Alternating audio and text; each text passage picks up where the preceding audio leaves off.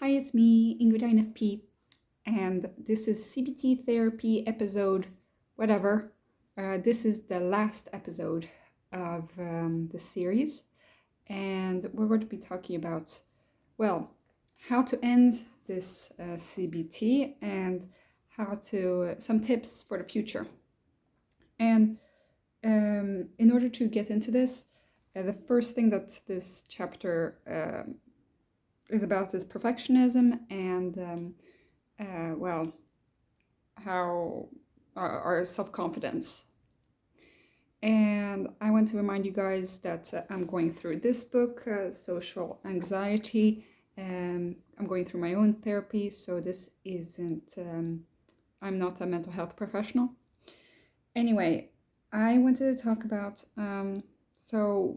first of all, perfectionism and how that leads to us procrastinating, because we keep wanting to really do things without mistakes, and that leads to us procrastinating things and then not doing them and avoiding them.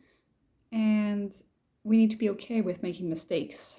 So that's basically what they talk about here.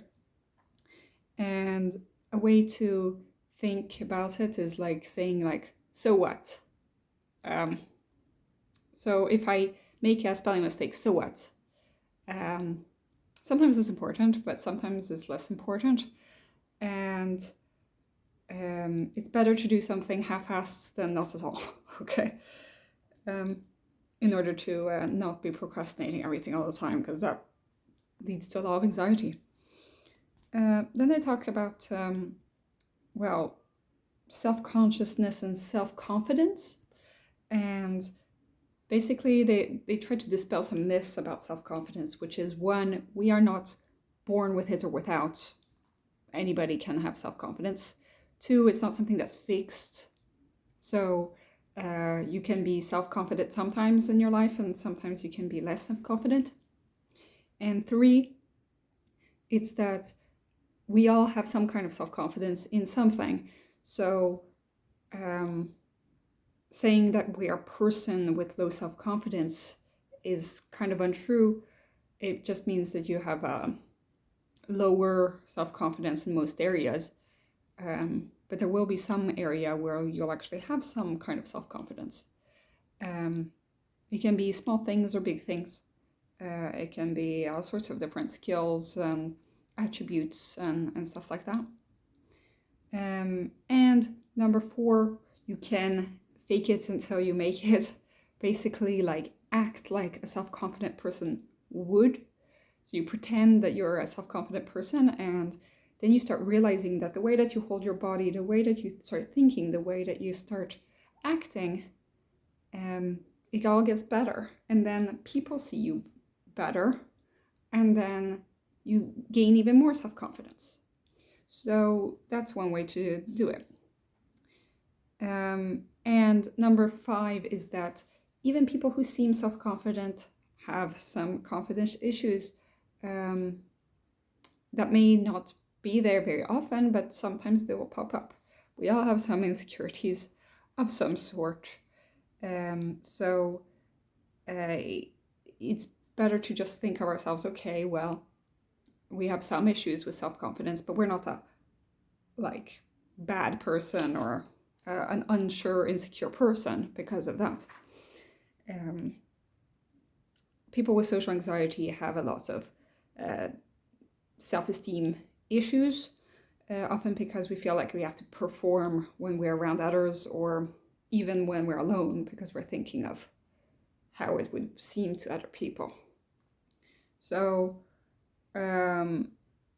that's what they talk about. They talk about having a mask and not having it, but actually having a mask can help you just fake it until you make it. So the positive kind of thoughts that you could have would be I'm enough just the way that I am.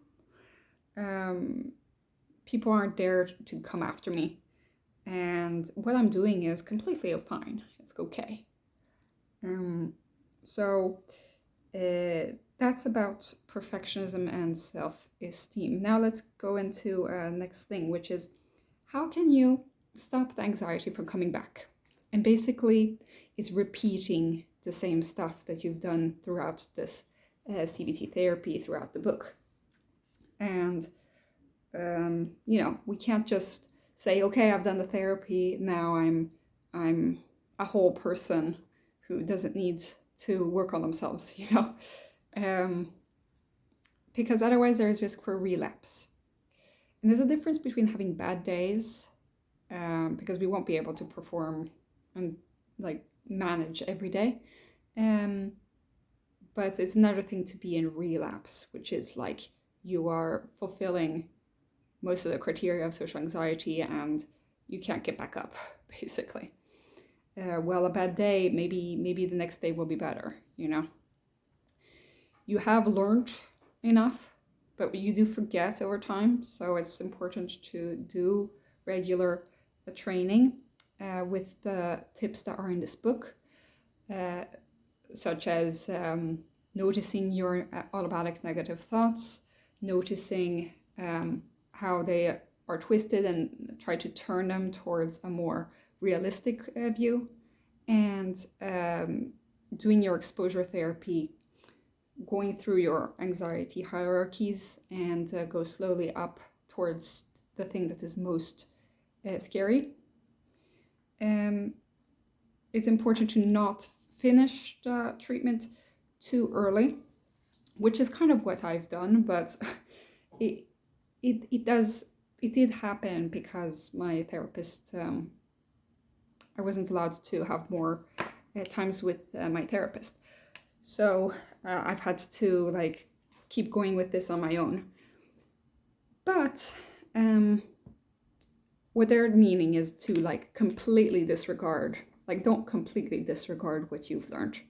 Don't go on a holiday exactly after you've finished with this.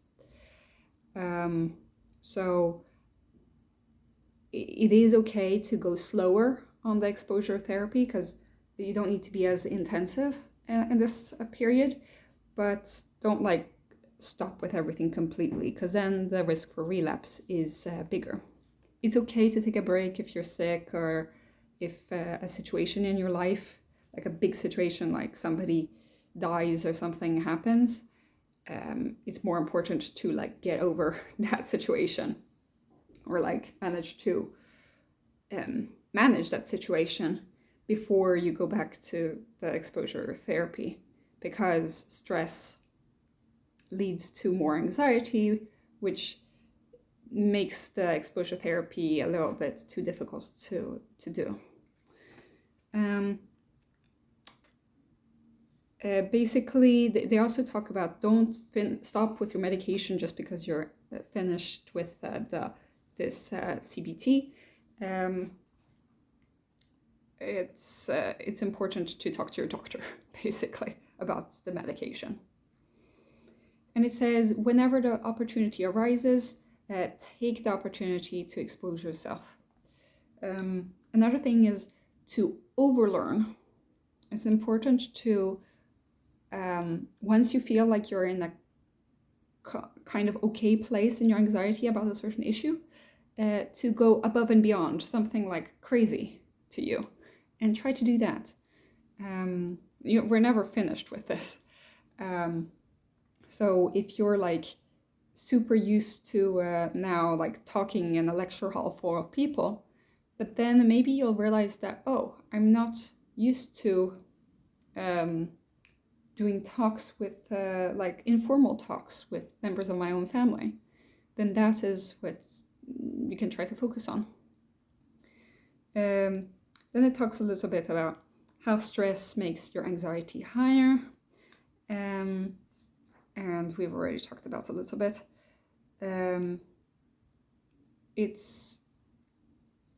There's one thing that's stress, another thing that is the mental illness. So, but they do correlate. And it's okay, everybody has stressful periods in their lives and crises and stuff like that. But we can't So it's okay to lose a little bit of your self-esteem when those kinds of things happen. But the important is to try to get back up and not drown. Another thing is, well, I've already talked about this, but try to do different surprising, like, now we've done exposure that has been planned, but the way to realize that you've actually managed to get better in your social anxiety is when something unexpected turns up and that you actually manage to do it even though you haven't prepared yourself. That takes a lot of time, and I think that you can't really therapy yourself up to that, but you can kind of work slowly to just be able to handle things more and more better. They talk also about the times that you have negative experiences while doing exposure therapy. I've already talked about that because, well, it has happened. And that's okay. It's important to just keep going. And then also another thing is that it's important to confront our negative automatic thoughts that come with the failure, because maybe they aren't that realistic. And then it talks about, well, spreading out, because now you can spread out your exposure because you're doing better and better, so you're allowed to spread it out.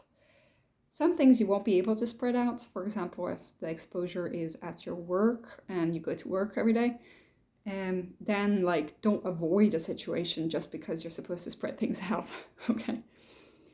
And then it's important to use the strategies to look at the negative automatic thoughts and use the strategies to challenge them. Use the strategies to, well, understand yourself better. And this is the last exercise. The last exercise is to do a plan, like the summary of everything. And basically the way to do that is to look at every chapter and look at how, like read the chapter again, look through the chapter again, and then write what you found was most important to take from that chapter and what strategies have been like extra helpful to you. And that for every single chapter. So total there are 9 chapters, but my video series is split up in more parts because some videos have been long. So and it gives like little summaries of each chapter. But yeah, so this is actually the most important according to them, is to have this ready so that you know like where to go in the future, like what strategies were most helpful to you, and try to keep using them. And then it says some tips for the future. Keep doing the exercises. Look at the anxiety hierarchies and start from the bottom, keep going to the top. And this can take a long time. It says that this can take weeks to years before you get better in these anxiety hierarchies. Try to keep your thoughts realistic by challenging your automatic negative thoughts. You can do the registering of it on paper if you want, but now you, by this point, you should like know the papers by heart kind of, so you don't need to like write it down always. But if you feel like you're on the way towards relapse, it's a good thing to take out those papers again and look at them and try to start with one for the week.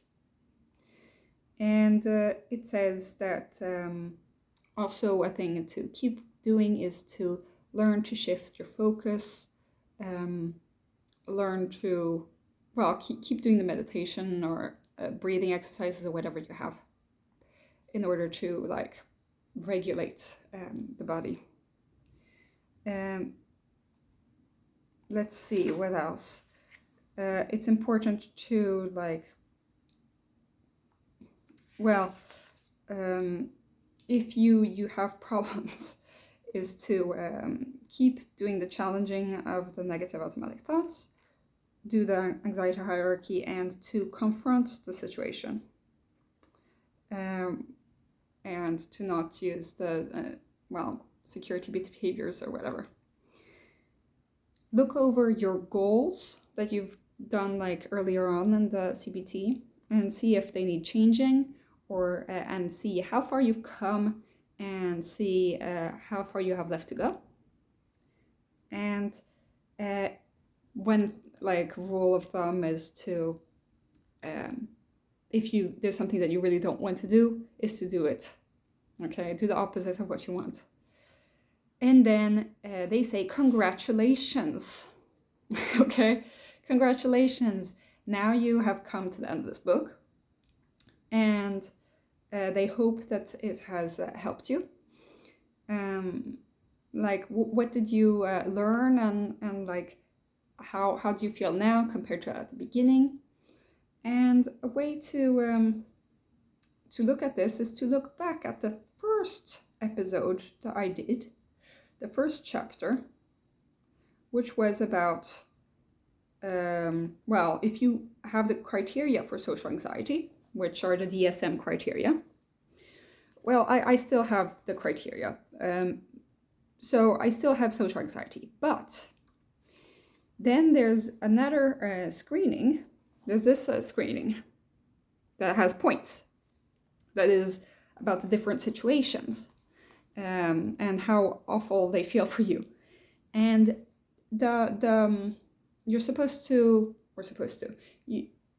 you started at a certain number, at a certain level, a certain amount of points, and that amount of points should be lower by now.